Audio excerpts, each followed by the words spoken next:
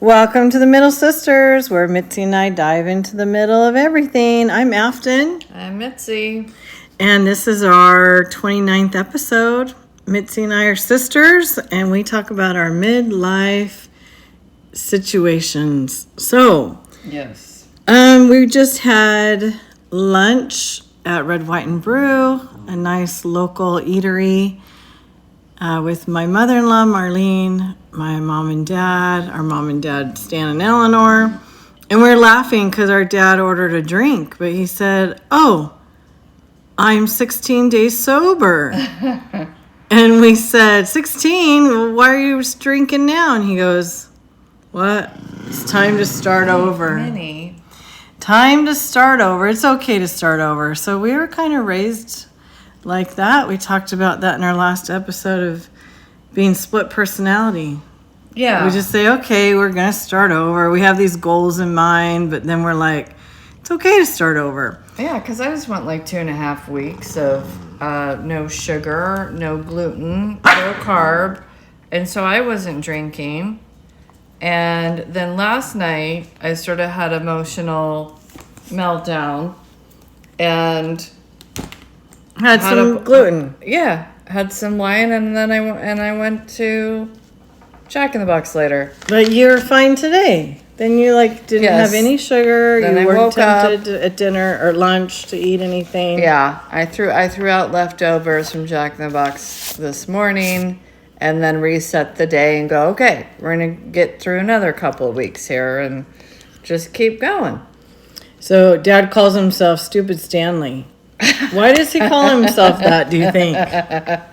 Well, I don't know if Mom came up with that, or he did, but it's funny because sometimes he's okay if we laugh and joke about that, and other times he'll get mad and sensitive if we bring it up for everybody to hear. Yeah, so he can call himself that, but other but I don't people- remember why he was calling himself that. Like he was laughing and joking about bad decisions. Yeah. So when we were younger and we were out and about in our suburban, 6 kids in the back, we'd say, we would pound our fists on the back of his seat because we weren't in seat belts. And I think just on the seat. I don't think it was on his seat. I would lean in and yeah. do it on his headrest. And what would you? So the commercial for Stanley hammers and, it would be, Stanley, we want to help you do things right. And that was the advertisement. So we just coined that, for him. We want to help you do things right. Yeah. And so we would say, we want to go to Burger King or McDonald's or pizza. And then we'd just chant it until he said, oh, he gives in. Yeah. So I remember we'd have to count to make sure we were all in the car. So Wendy would go 1, 2, 3, Yeah. Guess we didn't do it the day I was left at Taco Time. I guess not. I maybe that's why we started it. Oh, yeah, after you left there, we probably did adopt that. Yeah. But we're looking at this new way of parenting called gentle parenting. And it's where you negotiate with your kids. And What? Yes. You've never heard of that? I guess since you're not in that grandma mode yet, you don't watch. No. The laissez-faire. I know the laissez-faire parenting. Yes, and authoritarian and authoritative. Yeah. So in school, it's really not a democracy. It's, authoritarian because it's here the teacher's the boss. The kids are all supposed to step in line, get in line. We're going to PE, or get in line, or just go, okay, now put your supplies away. So I was reading on a reel that these teachers are leaving in droves because the children now want to negotiate everything. Well, I'm not ready to put my supplies away. Or no, I don't want to go to PE today. I want to stay in the classroom. And you're like, okay, well, these are non-negotiables. This is our schedule. This is where you need to be. Yeah. So this gentle parenting tactic in many homes is okay, well, let's talk about your feelings. But if you have 25, 30 kids in a class, it's really hard to talk about everyone's feelings. Well, I always thought it was important. Back when I was raising kids, I remember reading books about how it always affects children more when you actually sit down and talk to them and explain things to them, so they understand why you're asking. Yeah, the why of things. Yes. So that, I think, is very important. I think that is necessary to build that healthy respect between each other and trust. Because yes, we all know that the parents are just like, just do what I say, and you don't understand it. Or you just say, because I said so. You do it because I said so. Yeah, which of course that comes out because you're frustrated and tired and you just need things to get done. But I always felt like my kids were pretty good because I think we just explained why. The why. You got to go to bed because you got to get up early and you're going to be tired.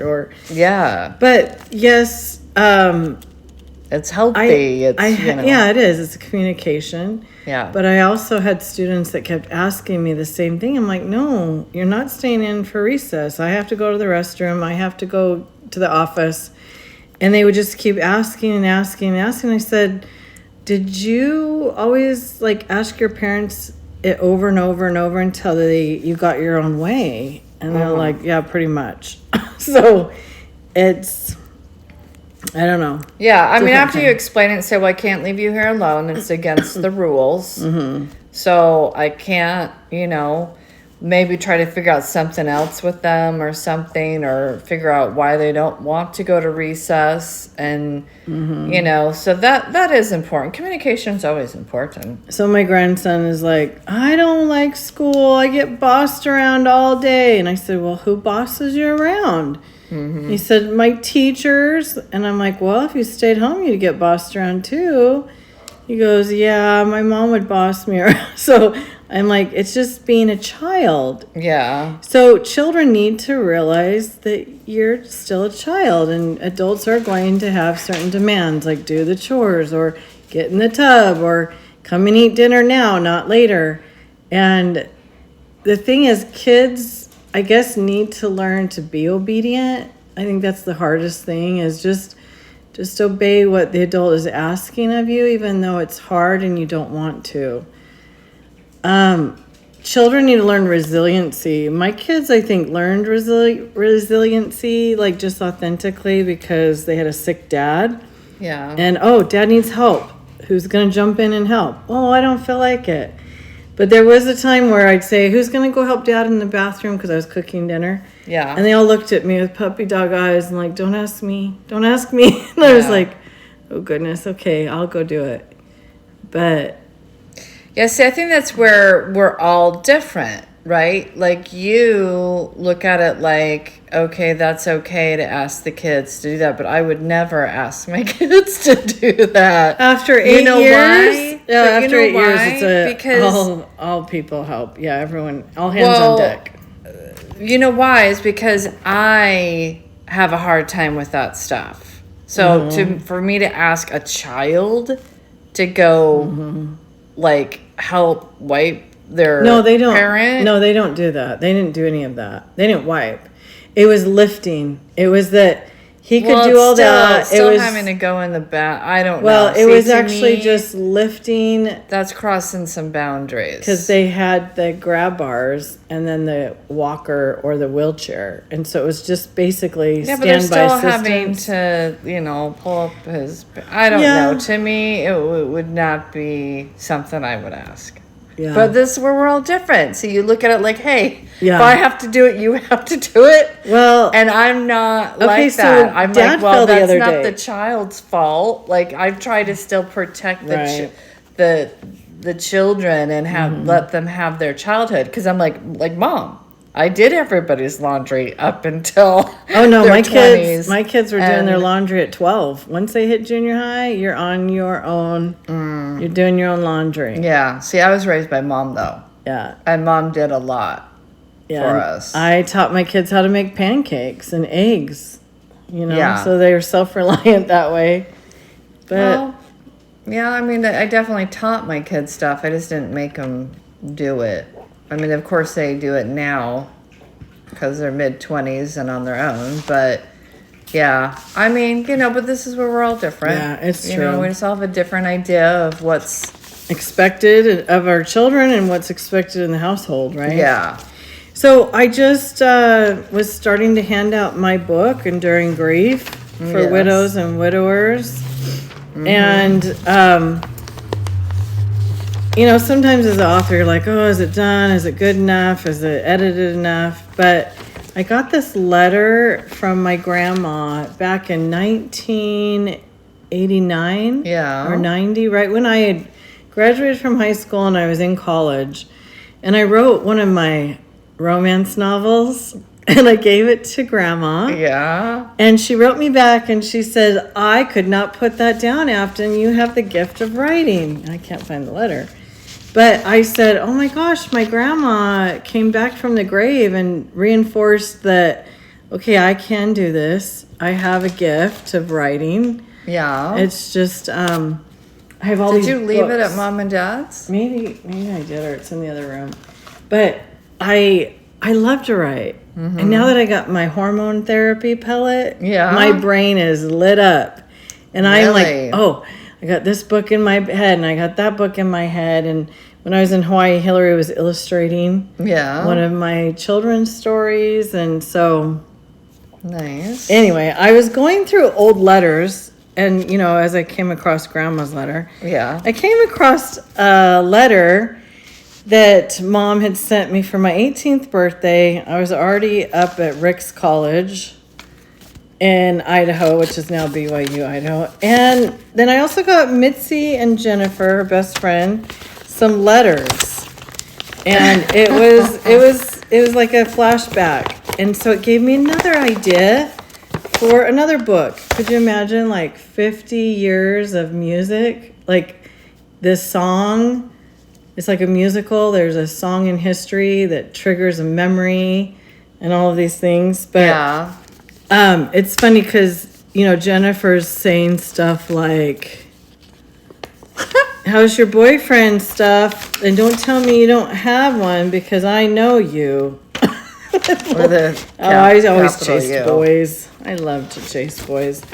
But then you also wrote to me and said, this is so funny. Like something about Mom was making you guys breakfast while you're writing this. And you said, well, here's some pancakes. Whoops, I meant stamps. We're having breakfast. And I was just thinking about eating. And then Jennifer had said, oh, your mom is so nice. She just made me French toast. So yes, Mother was a short order cook and she would make whatever anyone wanted. Our cousin Andrea would say, oh, we want to go to your house. I love going to your house because your mom will make whatever I want. So in my birthday package, which was August, she said, I put $50 in your account and that's the best I could do because money ain't so funny in the rich man's world. Because she said this letter and package cost $90. And I'm like, in 1989? How much? What did you put? Oh my word! in my package that cost almost $100. Like $500 now. Yeah, so I should have written down what Mom included, but since she was in a hurry to get it in the mail to arrive by my birthday, she wrote everyone's name in the family, and she's like, "Love, Mother. Thanks. I thank Heavenly Father every day for one of the greatest blessings on earth, you." And then Dad, he thinks you're the most precious, you know that. And then Robert said he appreciates and will worship you one day if he doesn't already. Wendy, a true sister in every way. Mitzi, your clothes. She's your clothes exchanger and your sidekick. And I'm like, that's true. You're my sidekick. And then Jill, she adores you.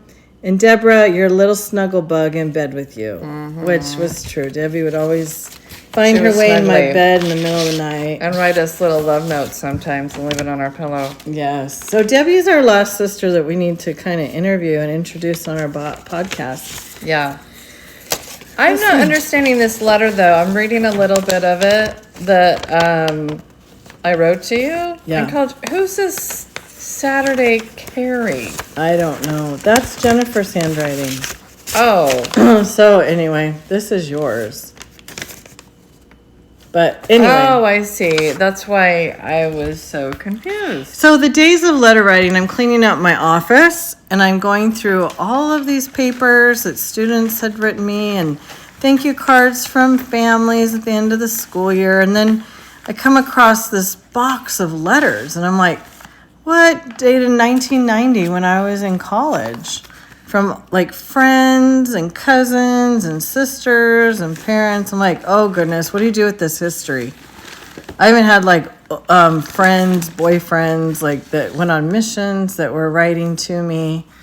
So it's kind of like a trip down memory lane, but then I'm like, do I keep them? Do I throw them away? Like, Yeah, this is really so needs them? interesting. Like it says here, don't be sad. I don't write Tyler more than I write you. But I don't remember writing our cousin Tyler. I don't remember any of that. We probably wrote more than we think we did. Yeah, Because, probably. Because before phones and emails. Because, I would write in some of these letters like, I'm just getting now to responding to your letter. So, anyway, so fun. So if you've left, or if you've got any old letters lying around, get them out and look at them for your journal. Like a trip down memory lane. Like Wendy and I went on we just moved to Colorado Springs. We went to a girls camp and I think it was like Taylor Gardner, Wendy's first husband's like cousin, Debbie Gardner. And she was writing me back and forth. So we had met her just for that 1 week, and then we just kept writing back and forth, like, because we just were so fun. It was so fun to hang out. Well, it's like people that are like, hey, let's text each other, you know? But we wrote. Yes, that's true. So I'm proud of my cursive here. This looks, let's see, because what year is that? 89. 89. Oh, well, I am in Yeah, what grade was it? 10th. When I went off to college? 10th grade? 10th grade? Did you go to Mountain View? Yeah. Okay, then 10th grade. Because you did 11th grade in Scottsdale. 11th and 12th at yeah. Saguaro, yeah. Nice. So, My penmanship's better back then than it is now. and you spelled pretty well, too. I know. Well, I'm wanting to look at any mistakes, and I went back through and proofread it, and I did miss. I do that now. You do? Like your little carrot, and then you added the right word. Yeah, I don't think so. Just joking. So, like, I missed the so. I do that sometimes still. Like, those, and, like, I'm writing too fast, and I know. And I always forget the comma before those, those conjunctions. Conjunction, function. Conjunction, junction. Conjunction, junction, what's your function? From Schoolhouse Rock. And, like, I put, sorry I don't write as good as Jennifer. Like, what am I saying? What am I putting myself down for? Well, we tend to compare ourselves to other people. Yeah. So as I was writing one of my other novels, I was thinking, oh my gosh, as an adult working in a school, there's a lot of correlations to high school. Because, each team has their little cliques, and you got your little, like, group. And then if you move out of that group, and are you loyal to your group? It's just kind of interesting, the things that, we go through life with being close to people. Oh, well, did I tell you that April texted me? And said she's listening to this? Oh, well, hello, April. Hope you're doing well. She said, I know, I need to find out. I had her when I was on Insta, but... Oh, yeah, you gotta follow social media. Why? Just because, I don't know. I just never used it, and I don't know. I should probably get back on Instagram, though. We'll see. Well, but I had them, a lot of the girls from Mesa, and it was fun to keep in touch and see their pictures and everything. Yeah, and their families, how they grew. Yeah, I know she doesn't, I don't think she lives here, or unless she moved back, but I need to check in with her. Anyway, she said, oh, I'm listening to your voice takes me back in time. So I was like, oh. Yeah, that's fun. We are such an open book family. Yeah, too open. Yeah, that I think people, like, saw us like, wow, they're talking about this, they're doing this, they're talking to each other a certain way. Yeah. So talking about gentle parenting, our parents raised us kind of like equals. We were like laissez-faire. Yeah, we were like, we could tell our parents whatever was on our mind, whatever we were thinking. And then we got home from dates or something, and vice versa. They'd ask us, how was it? What did you do? Blah, blah, blah. I'm like, no, there was one time Dad's like, did you make out with the boy while you're out? And I'm like, I'm not telling you. I didn't get, I got to skip that because he was gone. Yeah, he was out of the house then. Yeah. Yes. But, yeah, I am an open book. And my children are not as open as I am. Yeah, mine are not. Yeah, yours are even more like private. Like, don't air your dirty laundry. It's not even dirty laundry, I think. I just think it's more like, that's life. It's a boundary thing. They very much do not talk. I don't know anything really about... I mean, Claire, if there's anything, like, oh, do you need to go to the doctor or whatever, she'll be open. But I don't know anything about her relationship. Or I mean, I'll check in with her and be like, how's everything going? And, you trust your kids that they... Well, I actually told my kids, don't tell me anything because I want you to... I don't want to, like, open my mouth. Because you do. Well, we all do that. We do, and then I'm like, okay, just protect your spouse from your mother. But it's not it doesn't come from a place of malice. No, it doesn't. Or maybe yours sometimes. No, it doesn't. It never does. It's just like connections, like we were talking at lunch. Yeah. Our dad would say something, or no, listen to somebody, and then he's like, oh, I can make a connection. And you jump in there. We said this with Jill, and Jill's like, well, it's okay, but if you constantly are doing it. Yes, you definitely need to learn to have a back and forth conversation. Mm-hmm. But what was I saying about... Well, with my children and their spouses, I'd be like, talk back and forth. Right. Well, I think it doesn't come from a place of malice. It comes from a place of learning. Yes. Like, I think we look at it like it's just... like, we're all human. We all have a lot of the same problems and issues. Mm-hmm. So... why don't we talk about what everyone's going through and what they're dealing with, because it's a learning thing. And I got in trouble with Claire doing that because Mom and I will talk like that. Yes, like Mom will be like, oh, well, let me tell you how this person handled a situation like that. And I wanted to hear it.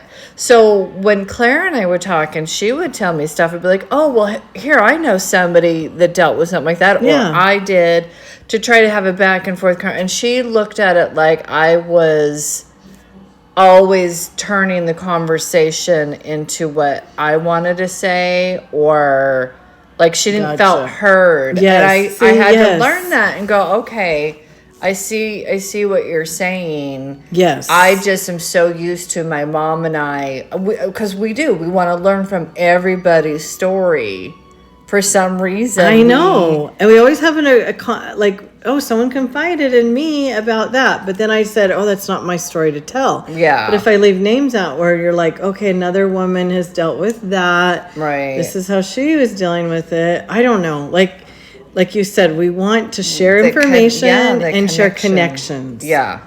And say you're hey, not the only okay. one. Yes. Yeah, you're not the only one dealing with that issue. Yeah.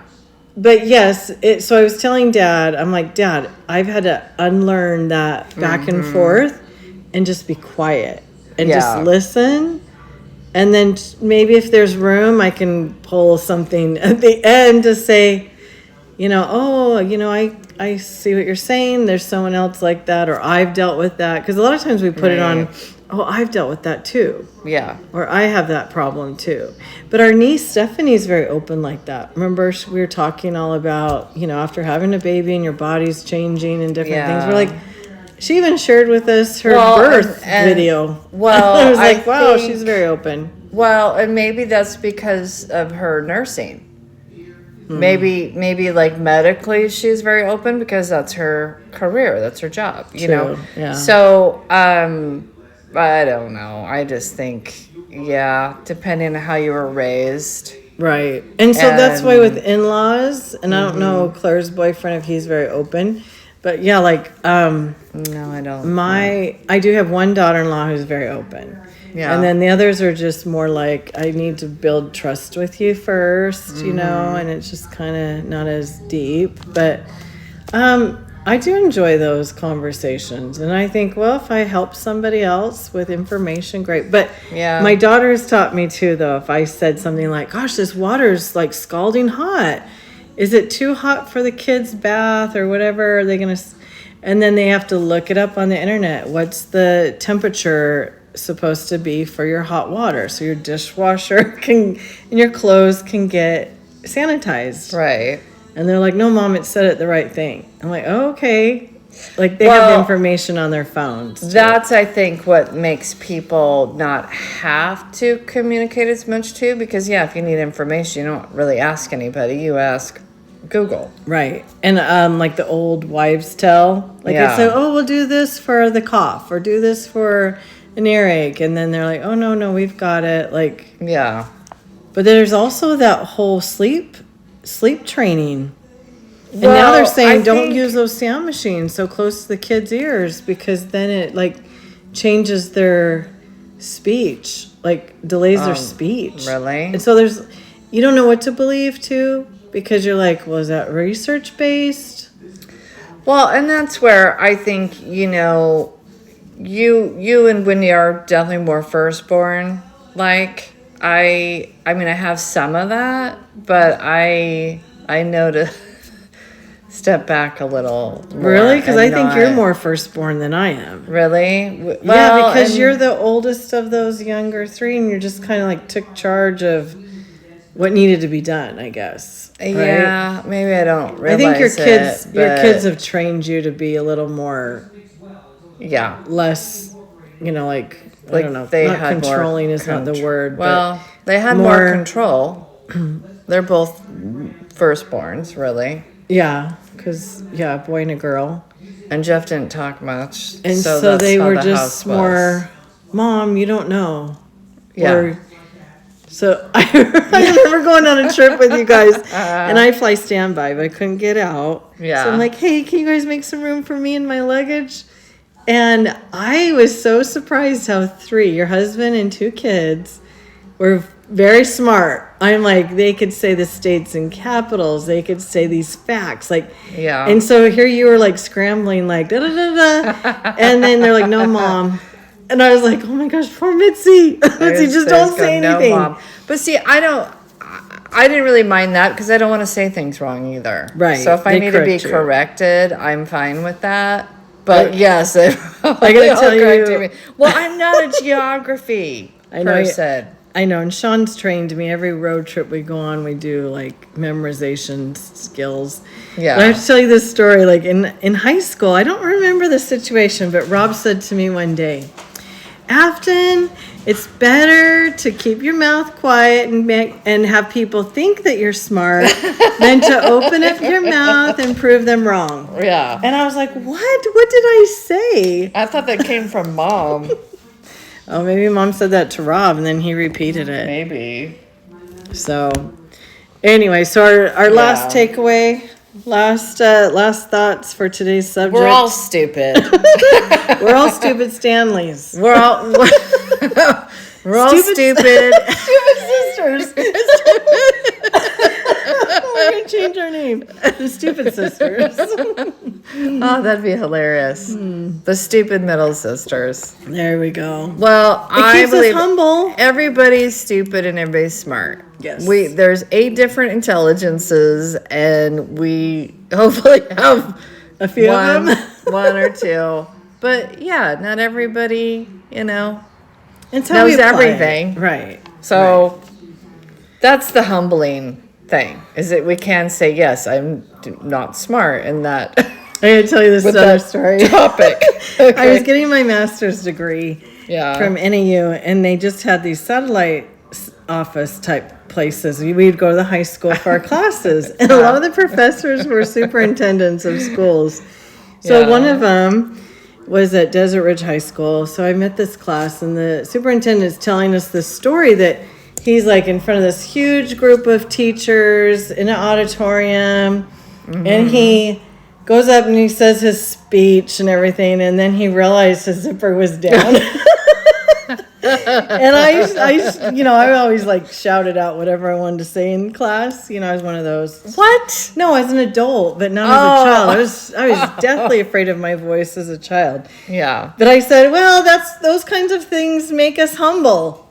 And so he would not leave that alone the whole rest of the semester. He's like, yep, things like that make us humble. I was just like, yes, but you think like you're the superintendent, you're like the bigwig of the whole district. You called him out on his zipper being No, he's down? telling the story about how he did this whole spill, and I see. He realized later his zipper was down, and I said, "Well, it keeps us humble." Was he mocking you when he like said when you it, have spinach in your teeth? Or he laughed, and then he was like, "You got that right," because you try to be like all prim and proper, right? So listen to me, everybody, but yet I don't notice if it flies down. Yeah, so just the stories, some stories we have in life. My mother-in-law has some doozers, man. Going into a store with the tag still on, but she bought the jacket like a couple weeks prior, and then they stop her and say, "You're shoplifting," because it still has the tag on, and she goes, "No, I bought this already." Oh, goodness. Oh, yeah. There's some stories I probably can't repeat of other people's that have been just absolutely hilarious because they're humiliating. Yes. They're absolutely humiliating stories.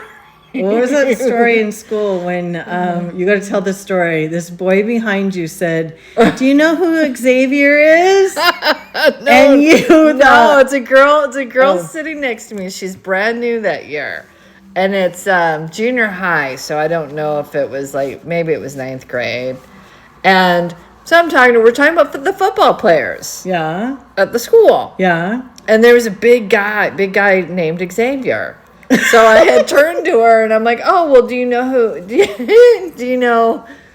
Xavier is?" And her eyes widened and hold on. She thought you said shock. And she just shakes her head real quick and then puts her head down and turns away from me a little, but she's sitting right next to me. And I'm thinking, what did I say? I can tell. Yeah. That I just you made her uncomfortable. I mortified her, right? So, 5 minutes go by in this weird silence, and she goes, "Can I ask you something?" Yeah, she goes, "Did you just ask me if I know who the Savior is?" If I knew who the Savior is. And you're in junior high and you're like, what? Maybe she was already prepared. I just moved into Mormonville and they're all going to be trying to convert me. Yeah. It was probably on her mind. So I tell Mom this story driving home from school. She can barely drive. And I think we were taking the neighbor girl home and we're just laughing like crazy. Oh, our mother gets the church giggles like crazy. I can't sit by her in church half the time. Oh, yeah, when you guys go to the temple, you guys are, and Mom and I'm like, what are you giggling about? And then I'm giggling because she's giggling and I don't have any idea what she's giggling about. One day I said, "That guy over there looks like Homer Simpson." And he would sigh. And then she started giggling and we both were peeing our pants. I was like, "Oh, our dresses." Oh, word. Anyway. Yes, I have those with, and Jennifer. Jennifer made me laugh at a funeral. Oh, my cousin our cousin Andrew would purposely make me laugh so that I'd have an uncomfortable moment in a Circle K or something. Don't. Oh, we used to dress up crazy too and go into Circle K's and stuff. We did that it was Michelle, Kelly, Jennifer, April, and I think Katie, and maybe Jill. But Jill Jarvis. You just dress up like weirdos? Yes, like crazy. Especially Michelle and Kelly. They were so funny. We would have to be running to the bathroom, and that's when I started peeing my pants because they were so funny. And you're just like, what's happening? Oh my word. So laughter is the best medicine, I have to people. tell you one more funny story. Okay. I mean, it's just funny to us. Probably not going to be funny to anybody. But the girls will appreciate it if they're listening to it. But we used to go to Olive Garden. We'd always go out to eat. And Olive Garden was a favorite because we got Free salad. free chocolate cake. Do you Why? remember when you would always say it's your birthday? Oh, yes. They gave you free cake. There's always someone's birthday. Every time we went there, we said it was somebody's birthday. And they didn't I check. remember Michelle took a bite of this chocolate cake, and it was all over her teeth. And she starts, maybe, were we dressed funny that day? I don't know. We might have been. And I remember her hair was like flopping around, and she had chocolate all over her teeth, and she goes, "Suckers!" The waitresses I probably don't know why it just killed me. Did you pee your We pants had at the restaurant? Almost. I had to run to the bathroom. Oh my gosh, when we were on our Greece cruise, here's me Yeah. doing what we were talking about. You're telling a story and I have a relation with that. Yeah, well, that's fine because I got through. The thing is with Dad, he cuts you off. You don't get to finish anything, and he just talks about himself. That's Okay. different from this back and forth conversation. Yeah. Go ahead. When we were on our Greece cruise, Rob made me laugh all the time. Like I would really pee my dress, swimsuit, whatever, and I'd have to. Where was I? I don't remember. Well, you were there. I just went back to my stateroom. Changed. I don't remember laughing a whole Dang lot it, Rob. Dang it, Mitzi. on that one. That's that trip where I said, I got to go see my urologist and get some medicine for that. Why don't I overactive remember bladder. laughing? Because I remember when we went to Idaho, him making my us pee our gosh. pants all the time. Yeah, Rob told about that trip. But yeah. Yeah. So Yeah. anyway. All right. So laughter Yeah. is the best medicine. Look back in your past It and is. see if there's some fun things you can reminisce and laugh about. Did business often come out? Yeah, Business Afton is out because we're shutting it down. We're wrapping it up. Oh, yeah. All right. Well, toodles. Thanks for tuning in. I gotta Until- say my thing. Until next time. Oh. Thanks for hanging out in the middle of everything with us, where we can stir the pot from both sides. Now you Such say a it. dork. Toodles. Oh, toodles.